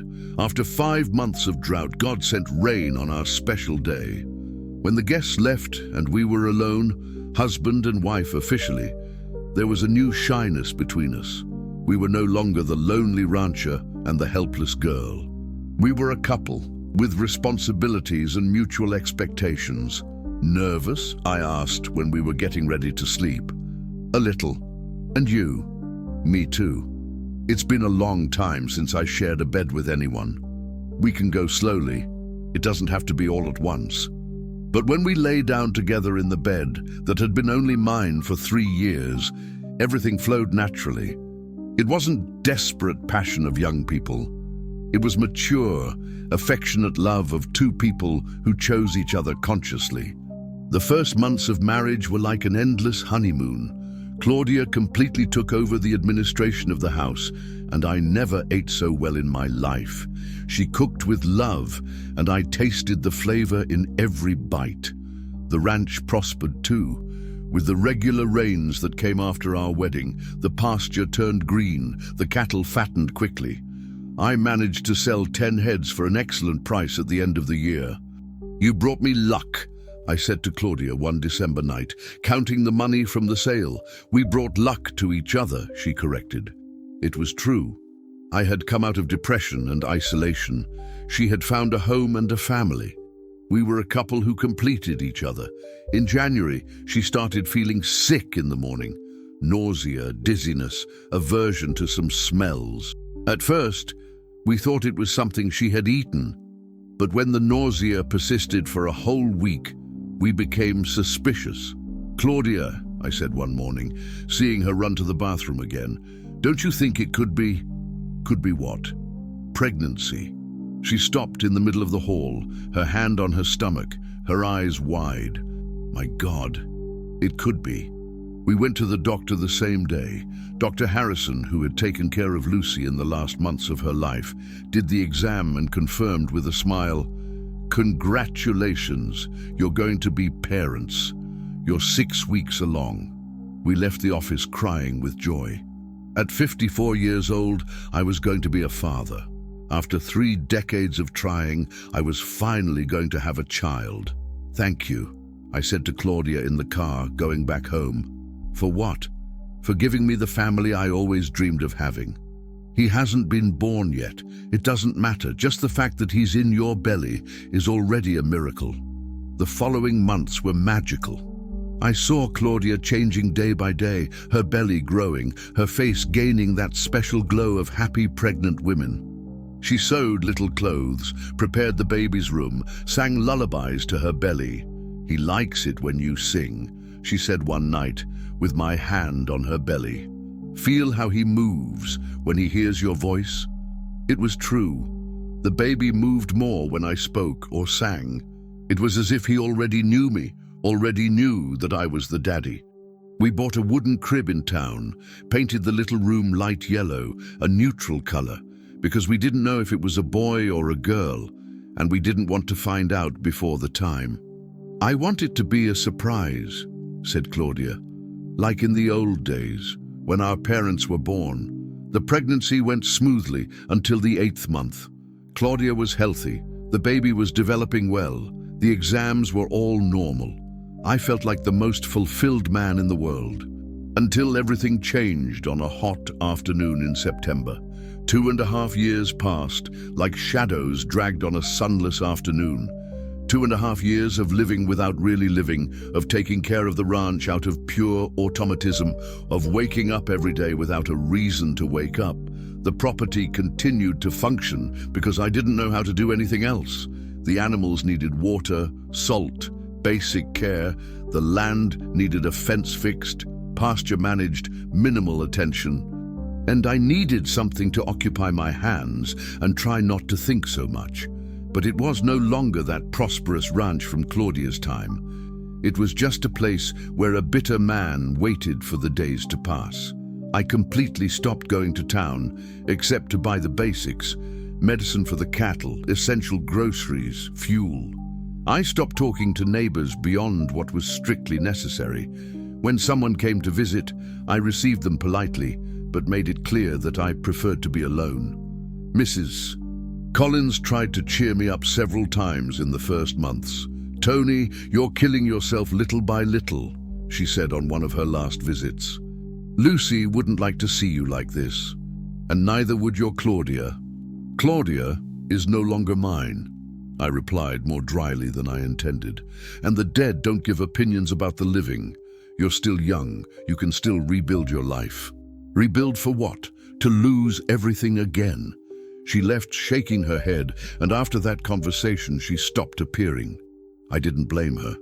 Who wants to live with a bitter man who only spreads sadness? What others didn't understand was that I had lost the ability to believe in new beginnings. I had loved 2 women in my life. One died of cancer, the other fled from pain. I had dreamed of being a father for 30 years. When it finally happened, the boy lived 20 minutes. How many times can a person have their heart broken before it turns to stone? The house turned into a poorly maintained museum of its own sadness. Gabriel's room remained as it was. Crib, clothes, toys that we bought before he was born. I couldn't dismantle it, but I also couldn't go in there without feeling a pain in my chest that cut off my breath. The main room, which had been mine and Lucy's, then mine and Claudia's, became just mine again. But it was an empty, meaningless mine. I slept in anyway, sometimes not even taking off my clothes. I woke up with back pain and soul pain. The kitchen, which had been the heart of the house in the time of the two women, became a storage of empty cans and dirty dishes. I ate straight from the pan when I ate, or contented myself with crackers and coffee. I lost weight, gained white hair, developed a dry cough that didn't get better with any syrup. "You need to take better care of yourself," said Dr. Harrison when I went to do a routine exam of the cattle and he saw my state. "You look like someone who doesn't eat right, doesn't sleep right, doesn't live right." "I'm living the way I can." "Well, you need to manage better. Otherwise, you're going to end up getting seriously sick." But I didn't care about getting sick. Sometimes I even wished for a serious illness that would solve my problems without me having to make any decisions. The ranch was withering along with me. Not out of neglect of the animals, I continued to take good care of them. But I stopped making improvements, investing in renovations, planning for the future. I sold cattle only when I needed money for basic expenses. I bought feed, salt and medicine on credit, paid when I could. The neighbors started talking. Zeke Peterson appeared a few times offering help, wanting to know if I needed anything. "Tony, you can't continue like this," he said one afternoon. "Man wasn't made to live isolated like a wild animal. Wild animals live well alone. But man isn't an animal. Man needs family, friendship, companionship. I had family. Twice. Both times I lost everything. So what? Are you going to give up on living because of that?" "I haven't given up on living. I just gave up on expecting anything good." It was a lie. I had given up on living, yes. I was just waiting for life to give up on me too. The seasons passed, and I barely noticed. Rain or drought, cold or heat, it was all the same. I got up when the rooster crowed, took care of the basics, ate something, slept when tiredness hit. A mechanical routine that kept the body functioning without giving any soul to what it did. I stopped listening to the radio, watching television, reading the newspaper. I wasn't interested in knowing what was happening in the world. My world had shrunk to fit only on a 400-acre ranch in rural Oklahoma, inhabited by a man who had forgotten how to smile. During those 2.5 years, Claudia wrote me 3 letters. The first arrived 6 months after she left. A short letter saying that she was fine, that she had gotten a job at a store in Oklahoma City, that she lived in a boarding house in the Central District. She ended by apologizing for everything and saying that I deserved to be happy. The second letter arrived on the first anniversary of Gabriel's death. She remembered the date, said that she had also gone to the cemetery. She didn't explain how, since she was in Oklahoma City, and that she thought of us both. She said that the pain continued, but she was learning to live with it. The third letter arrived 2 years after her departure. Longer than the others, it said that she had moved to Tulsa, that she worked as a secretary in an office, that she was trying to rebuild her life. She spoke of Gabriel with affection, as if he had been a common son who grew up and moved out, not a baby who died in the first minutes of life. I didn't answer any of the letters, not out of anger. The anger had passed a long time ago, but because I didn't know what to say. How to tell her that I continued the same, that I hadn't managed to move on, that I still talked to our son's grave every time I went to town, because that's what I did. Once a month, when I went to Stillwater to buy groceries, I passed by the cemetery and stayed a few minutes in front of the small cross where it was written, "Gabriel, angel who passed through us." I didn't pray, I didn't cry, I didn't speak out loud. I just stayed there, trying to feel some connection with that little piece of land where my only son was buried. How is it being my son? I thought, looking at the cross. Are you okay there where you are? Do you know that your dad loves you, even without having had time to really get to know you? I never received an answer, of course. The dead don't talk to the living, but it made me feel good to imagine that Gabriel knew from somewhere that he hadn't been forgotten. It was on one of those visits to the cemetery on a cloudy March morning, exactly 2.5 years after Claudia's departure, that something happened that changed everything. I was in front of Gabriel's grave, as I always did, when I heard steps on the soft earth of the cemetery, someone approaching. I glanced over and saw a woman walking towards me. When she got closer, the world stopped. It was Claudia, thinner than when she left, shorter hair, some new wrinkles around her eyes. She wore faded jeans and a simple light blue blouse. She carried a sprig of wildflowers in her right hand. We stopped about 6 feet from each other, not knowing what to say. 2.5 years of silence created an invisible wall between us. "Hi, Tony," she said finally, her voice deeper than I remembered. "Hi, Claudia, are you okay?" What an impossible question to answer. I was alive, if that counted as okay. I'm getting by. And you? Me too. Liars both. You just had to look to realize that neither of us was okay. She approached the grave and placed the wildflowers on top of the cross. Small yellow flowers of the kind that grew in the pastures of the ranch. "Every time I come to Stillwater, I pass by here," she said without looking at me. "It's been about 8 months since I moved back to Oklahoma City. I couldn't stand being too far away from him." You came back to Oklahoma?" "I came back. Tulsa was too big, too cold. There I felt even more lost. We stood there side by side, looking at our son's cross, each immersed in our own thoughts. It was strange. When dry land meets rain, fate sometimes arrives at the most improbable moment, dressed in despair, carrying in its eyes all the hope that we thought was lost forever. 2.5 years passed like shadows dragged on a sunless afternoon. 2.5 years of living without really living, of taking care of the ranch out of pure automatism, of waking up every day without a reason to wake up. The property continued to function because I didn't know how to do anything else. The animals needed water, salt, basic care. The land needed a fence-fixed, pasture-managed, minimal attention. And I needed something to occupy my hands and try not to think so much. But it was no longer that prosperous ranch from Claudia's time. It was just a place where a bitter man waited for the days to pass. I completely stopped going to town, except to buy the basics: medicine for the cattle, essential groceries, fuel. I stopped talking to neighbors beyond what was strictly necessary. When someone came to visit, I received them politely, but made it clear that I preferred to be alone. Mrs. Collins tried to cheer me up several times in the first months. "Tony, you're killing yourself little by little," she said on one of her last visits. "Lucy wouldn't like to see you like this, and neither would your Claudia."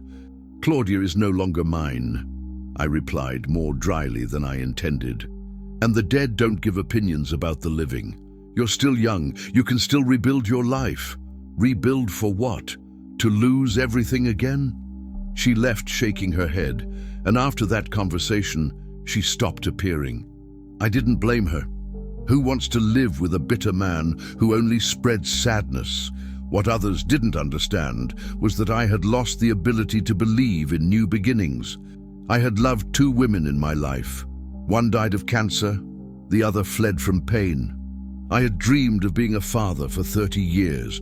When it finally happened, the boy lived 20 minutes. How many times can a person have their heart broken before it turns to stone? The house turned into a poorly maintained museum of its own sadness. Gabriel's room remained as it was. Crib, clothes, toys that we bought before he was born. I couldn't dismantle it, but I also couldn't go in there without feeling a pain in my chest that cut off my breath. The main room, which had been mine and Lucy's, Then mine and Claudia's became just mine again, but it was an empty, meaningless mine. I slept in any way, sometimes not even taking off my clothes. I woke up with back pain and soul pain. The kitchen, which had been the heart of the house in the time of the two women, became a storage of empty cans and dirty dishes. I ate straight from the pan when I ate, or contented myself with crackers and coffee. I lost weight, gained white hair, developed a dry cough that didn't get better with any syrup. "You need to take better care of yourself," said Dr. Harrison when I went to do a routine exam of the cattle, and he saw my state. "You look like someone who doesn't eat right, doesn't sleep right, doesn't live right. I'm living the way I can." "Well, you need to manage better. Otherwise, you're going to end up getting seriously sick." But I didn't care about getting sick. Sometimes I even wished for a serious illness that would solve my problems without me having to make any decisions. The ranch was withering along with me. Not out of neglect of the animals, I continued to take good care of them. But I stopped making improvements, investing in renovations, planning for the future.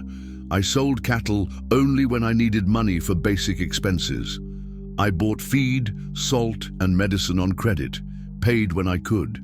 The neighbors started talking. Zeke Peterson appeared a few times, offering help, wanting to know if I needed anything.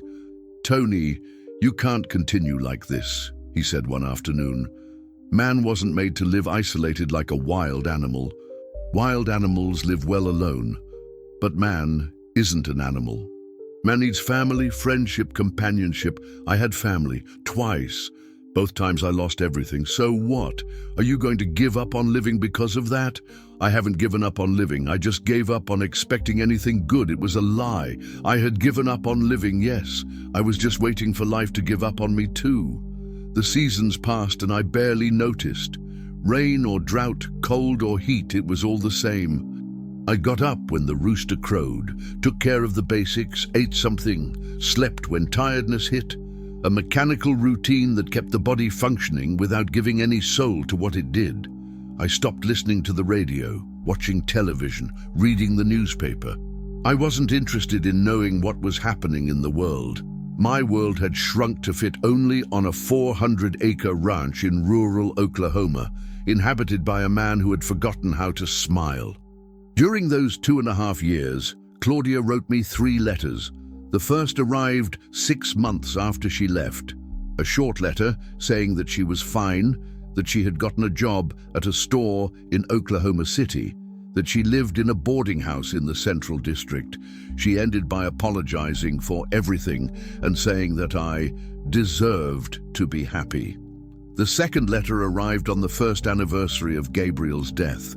She remembered the date, said that she had also gone to the cemetery. She didn't explain how, since she was in Oklahoma City, and that she thought of us both.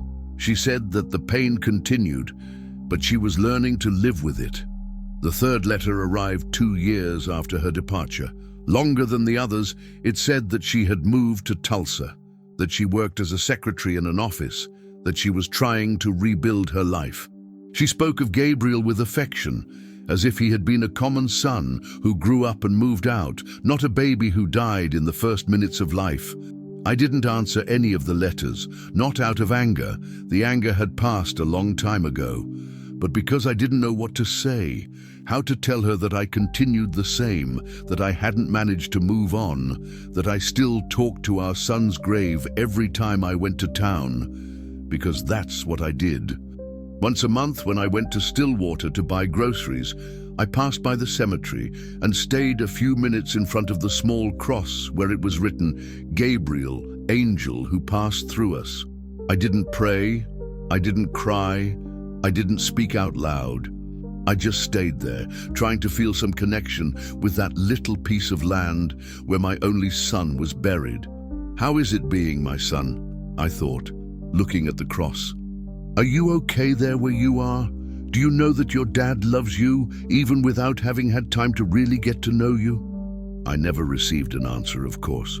The dead don't talk to the living. But it made me feel good to imagine that Gabriel knew from somewhere that he hadn't been forgotten. It was on one of those visits to the cemetery on a cloudy March morning, exactly 2.5 years after Claudia's departure, that something happened that changed everything. I was in front of Gabriel's grave, as I always did, when I heard steps on the soft earth of the cemetery. Someone approaching. I glanced over and saw a woman walking towards me. When she got closer, the world stopped. It was Claudia. Thinner than when she left, shorter hair, some new wrinkles around her eyes. She wore faded jeans and a simple light blue blouse. She carried a sprig of wildflowers in her right hand. We stopped about 6 feet from each other, not knowing what to say. 2.5 years of silence created an invisible wall between us. "Hi, Tony," she said finally, her voice deeper than I remembered. "Hi, Claudia. Are you okay?" What an impossible question to answer. I was alive, if that counted as okay. "I'm getting by. And you? Me too. Liars both. You just had to look to realize that neither of us was okay." She approached the grave and placed the wildflowers on top of the cross. Small, yellow flowers, of the kind that grew in the pastures of the ranch. "Every time I come to Stillwater, I pass by here," she said without looking at me. "It's been about 8 months since I moved back to Oklahoma City. I couldn't stand being too far away from him." You came back to Oklahoma? I came back. Tulsa was too big, too cold. There I felt even more lost. We stood there side by side looking at our son's cross, each immersed in our own thoughts. It was strange to be near her again after so much time, strange and painful at the same time. "How are you living?" she asked, breaking the silence. "The way I can, taking care of the ranch, the animals." "And you?" "I work in a clothing store in downtown Oklahoma City. I share an apartment with a colleague. It's a life, not my life or a good life, just a life, like mine, existing without really living." "Do you miss it?" I asked without thinking. "Miss what?"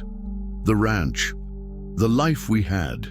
She took a long time to answer, as if she were weighing every word. "Every day," she said finally. "Every single day." "Then why didn't you come back?" "Because I'm afraid."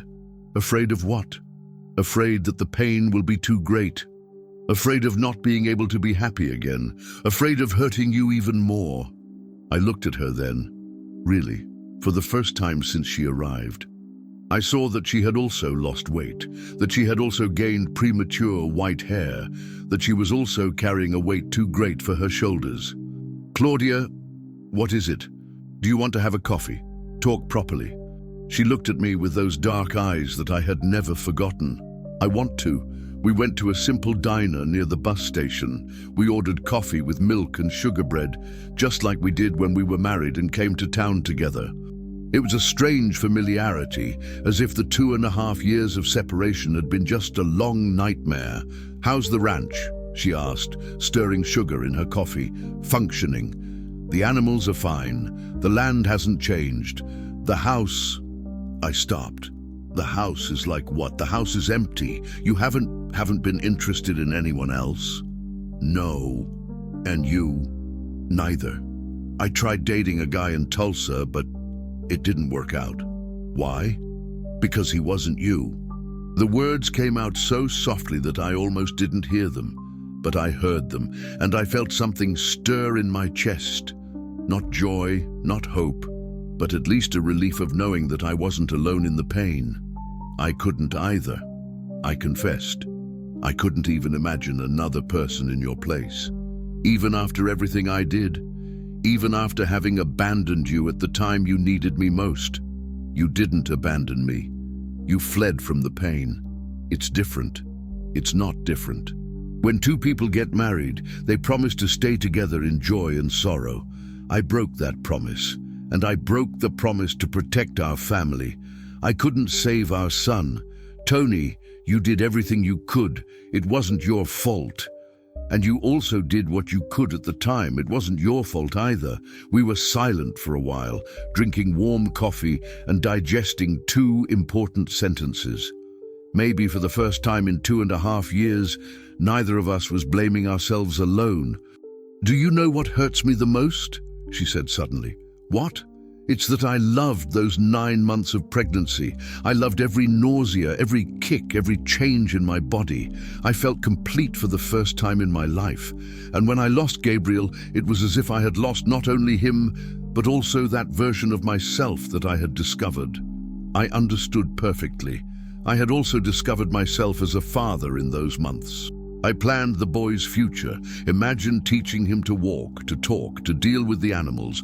When he died, that version of me that I never managed to recover died too. Do you still think about having children? I asked. Every day. But I'm also afraid every day. And you? Me too.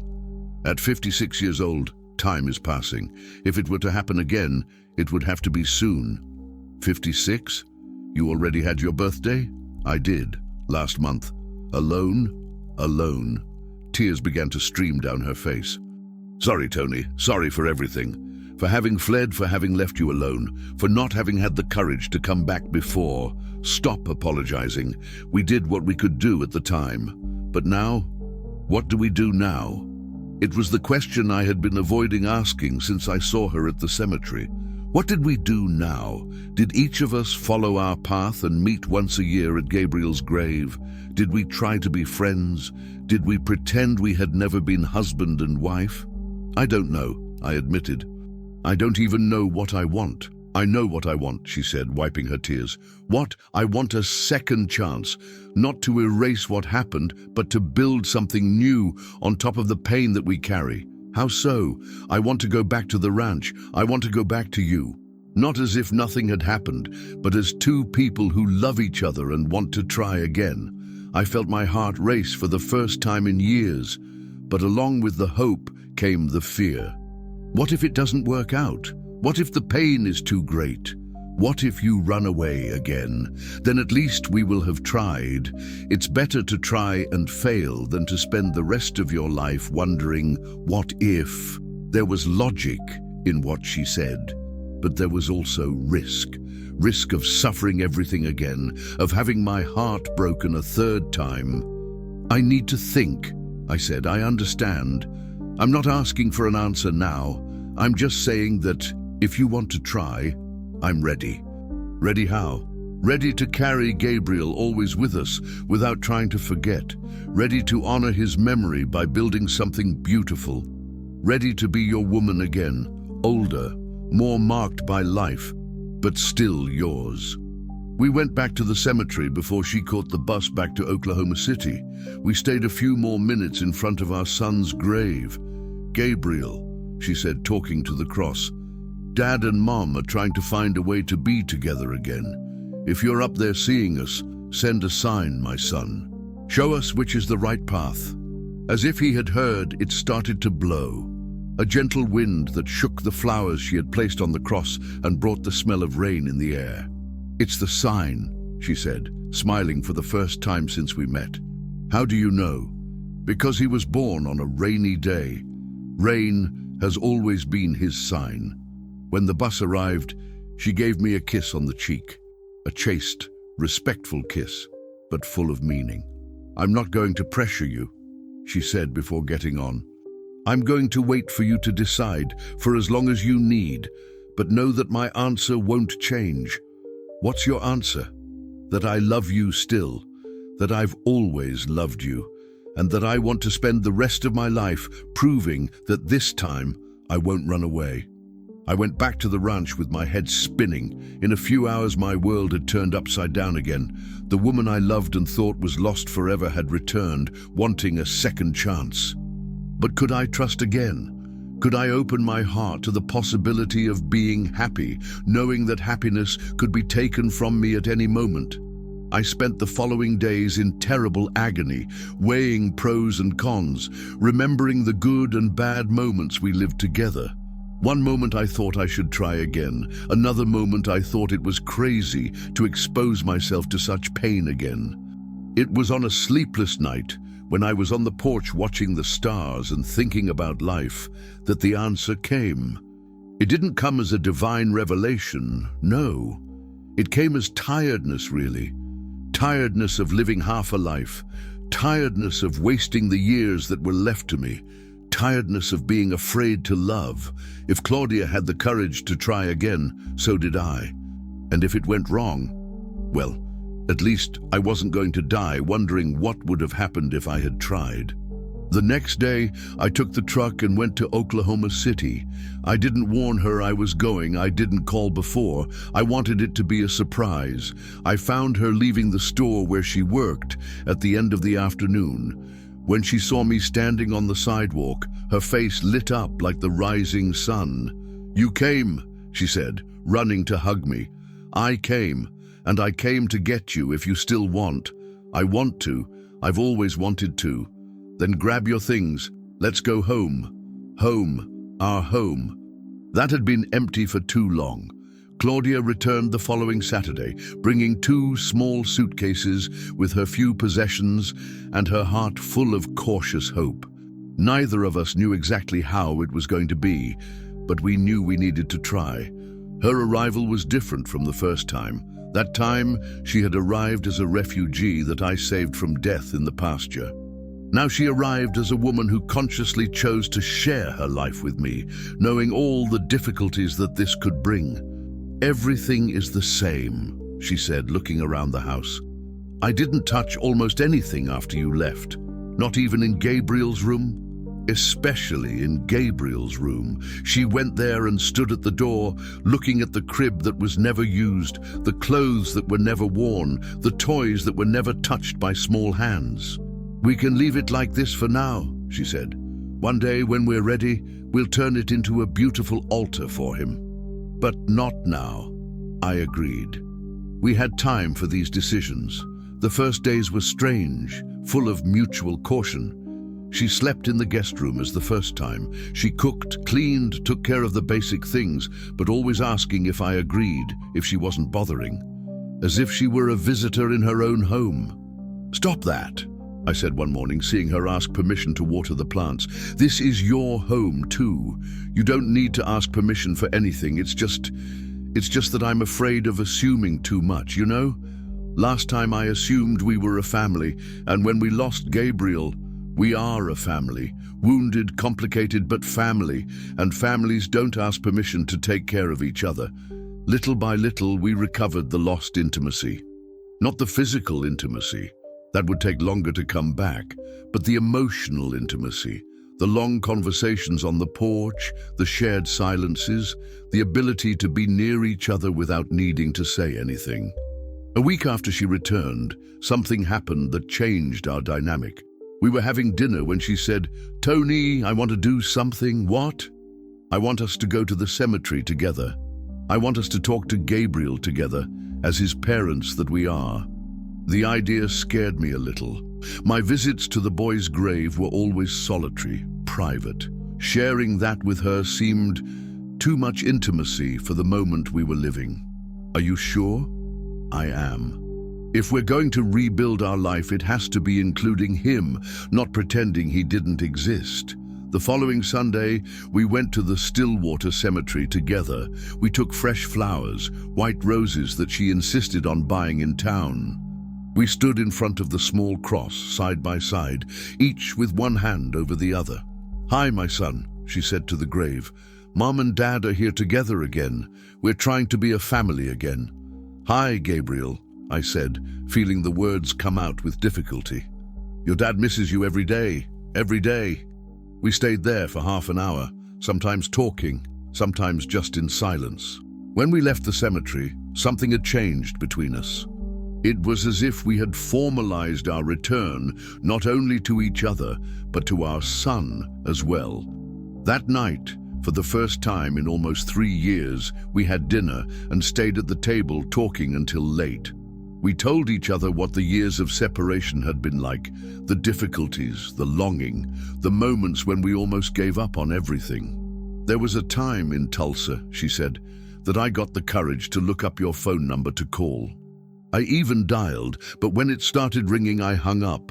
Why didn't you complete the call? Fear. Fear of you sending me away.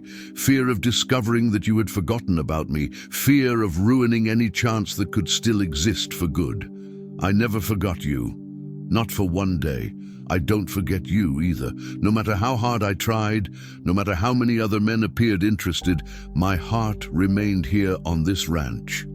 A month after she returned, we decided to officially renew our union. We didn't have a wedding.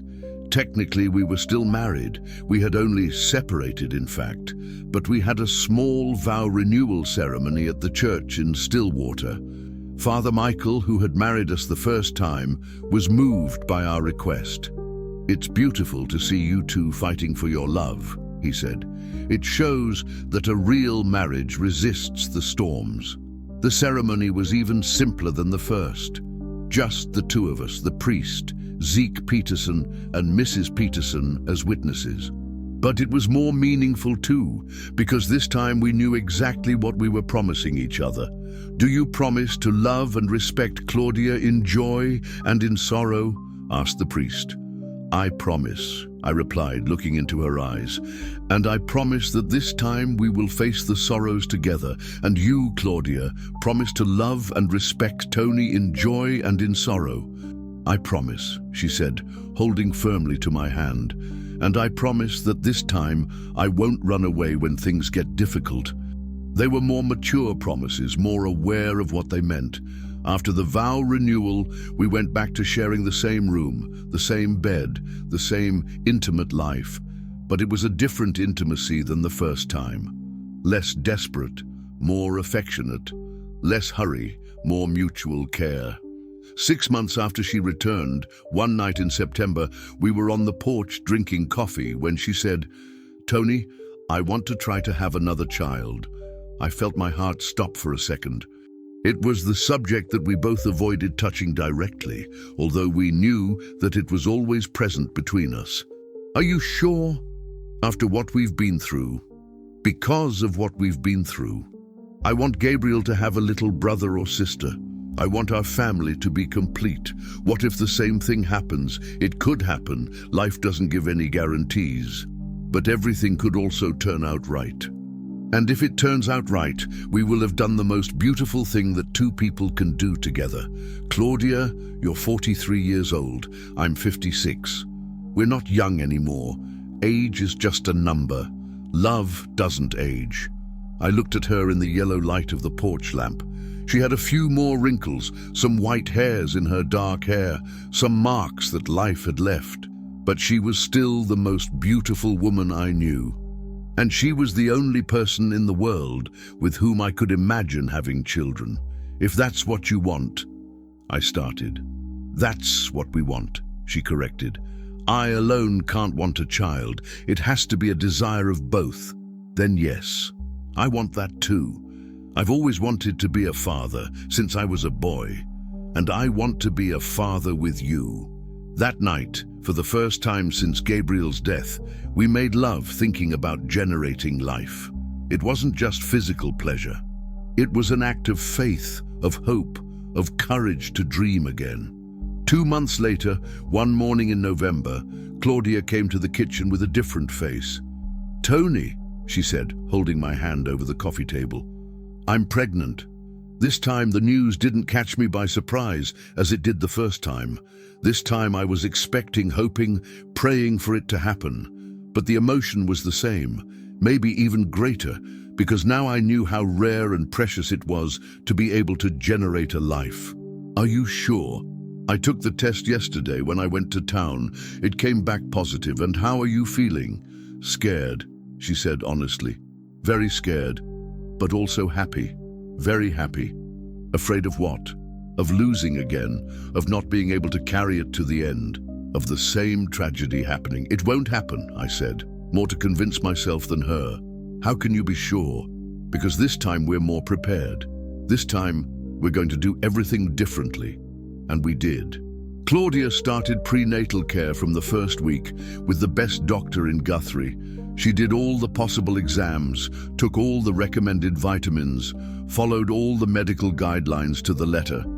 I became a husband nurse. I controlled her diet, timed her medications, accompanied her to all the appointments. I wasn't going to leave anything to chance this time. The pregnancy progressed well in the first 6 months. The baby developing normally, Claudia gaining weight in the right measure. All the exams giving perfect results. We even found out the sex, a girl. A little girl who moved in her mother's belly whenever I talked to her.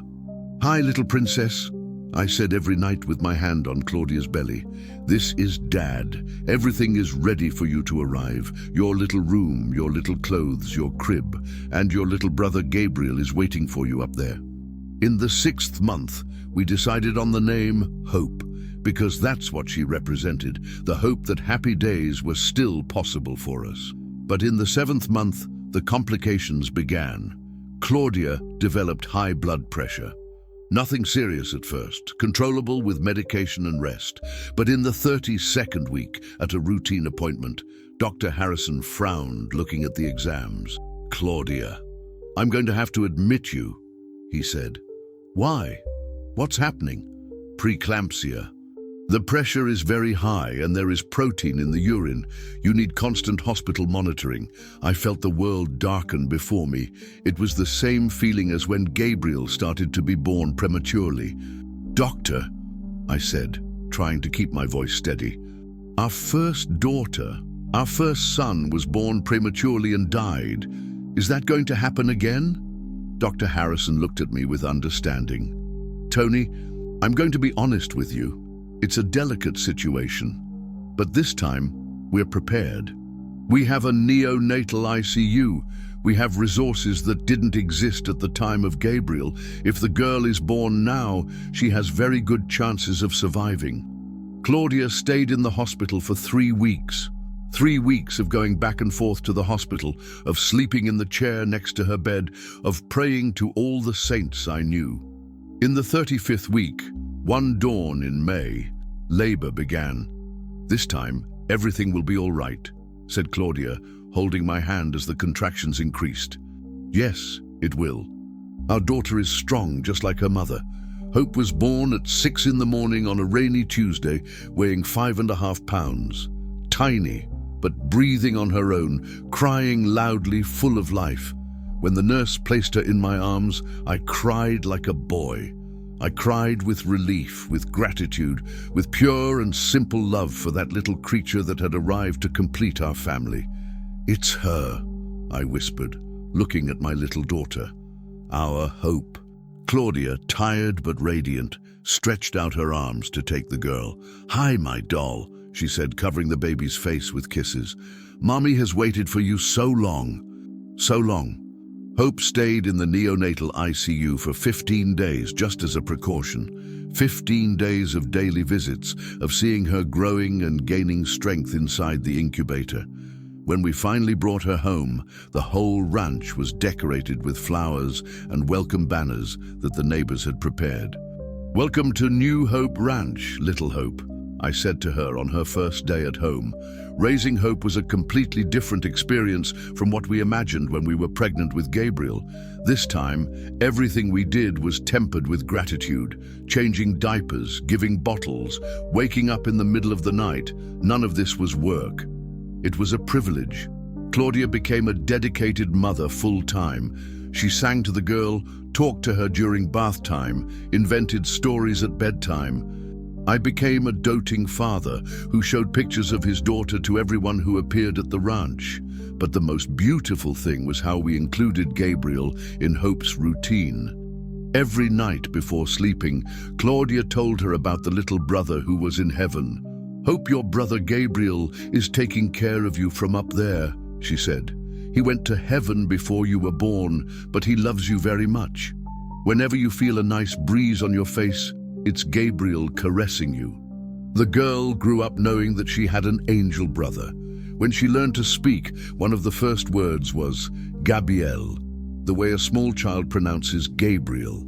Today, 5 years after Hope's birth, I look at my life and see how it is different from what I imagined when I was young.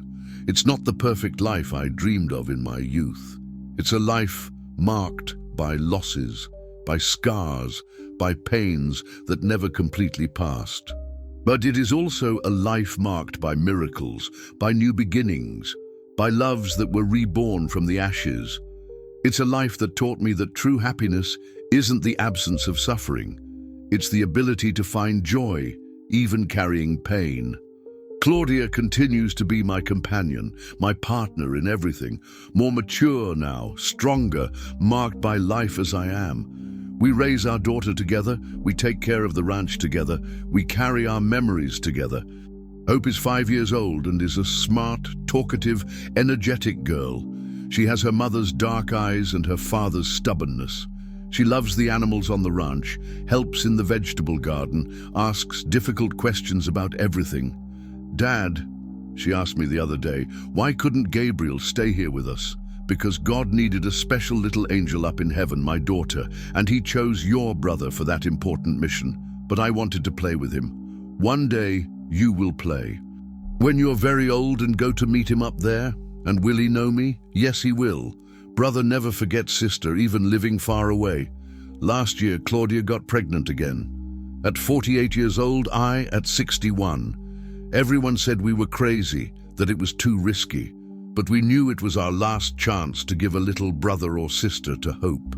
John was born strong and healthy last December.